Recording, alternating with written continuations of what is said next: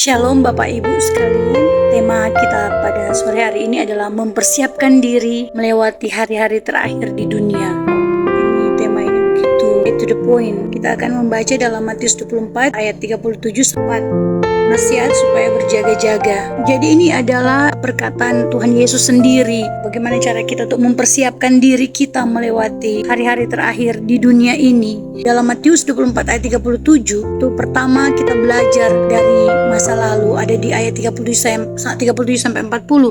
Jadi, jangan menjadi serupa dengan dunia ini, yaitu kita mengabaikan Tuhan, terlalu fokus dengan aktivitas dunia, pekerjaan-pekerjaan kita, dan selalu mengabaikan suara Tuhan yang ingin selalu dekat dengan kita. Ya kalanya kita tidak mau taat, tidak mau mendengar kebenaran firman Tuhan, tidak suka diperingatkan. Contoh di zaman Nuh, jadi sudah dikasih tahu bahwa mereka harus bertobat, tapi memang mereka berkeras hati.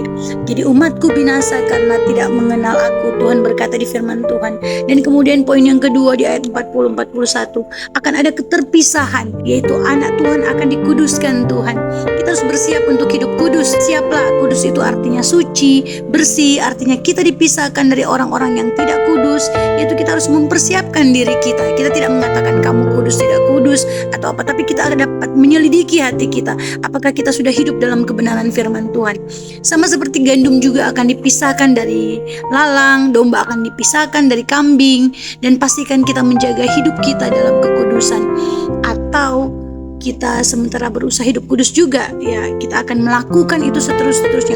Kadang ada kalanya kita jatuh bangun dalam hidup ini. Jangan berkecil hati Bapak Ibu, bahwa kita masih punya Tuhan. Kita dapat memperbaiki diri kita untuk lebih bagus lagi, lebih baik lagi. Ada proses yang harus kita kerjakan di dalam kehidupan kita setiap hari. Jadi jangan pernah menyerah. Pada saat kita merasa kita jatuh, kita harus bangkit lagi.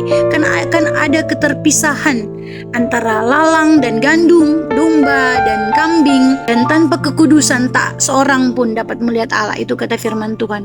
Kemudian poin yang ketiga, berjaga-jaga, yaitu siap sedialah. Iman kita jangan tertidur, jangan ada on off. Usahakan kita selalu bersedia dibangunkan oleh Roh Kudus. Kita harus selalu mendengar suara Roh Kudus, karena Roh Kudus selalu mengingatkan kita dalam hati dan pikiran kita. Jangan pernah kita keraskan hati. Kalau tahu kebenaran, kita jangan tawar-menawar atau jangan toleransi. Ya untuk ya, tidak untuk tidak. Kuasai diri kita untuk dikuasai oleh Roh Kudus. Jadi itulah cara kita untuk mempersiapkan hidup kita, mempersiapkan diri kita melewati hari-hari terakhir di dunia ini. Karena kita tahu, kita sepakat bersama. Jadi kita harus lebih mempersiapkan diri kita. Kita tidak ada waktu lagi sekarang untuk tidak mau tahu mengenai kebenaran firman Tuhan. Mau atau tidak mau, kita sekarang berada di penghujung akhir zaman. Kita akan berdiri di tahta pengadilan Allah. Kita akan mempertanggungjawabkan setiap perbuatan kita. Jadi Bapak Ibu, jangan kita seperti masa bodoh dengan kehidupan ini. Jangan.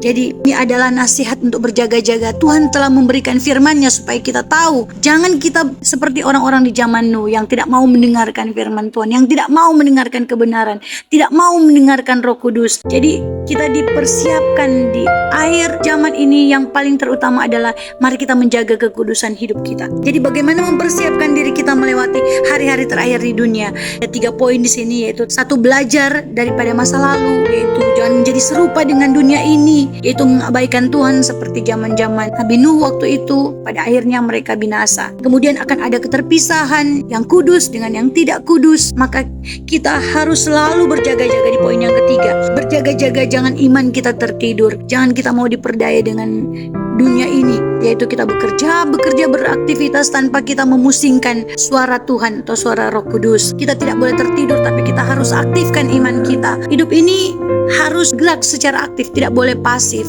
Jadi apa yang kita tahu mengenai kebenaran firman Tuhan, kita lakukan. Kalau tidak kita lakukan, kita bersalah. Jangan toleransi dengan dosa.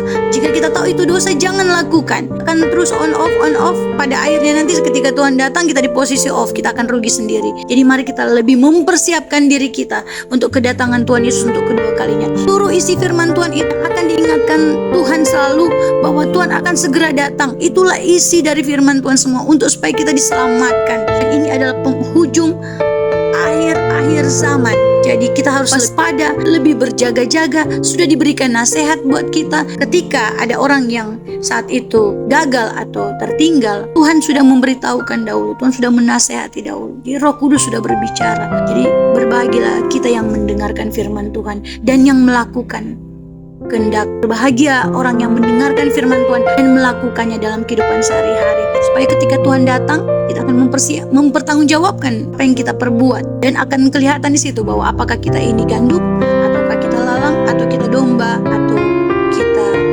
kambing. Dan kita harus selalu saling mendoakan, saling menopang, saling mendukung. Jangan pernah biarkan jika ada teman kita yang sementara mungkin orang itu butuh bantuan kita untuk kita doakan.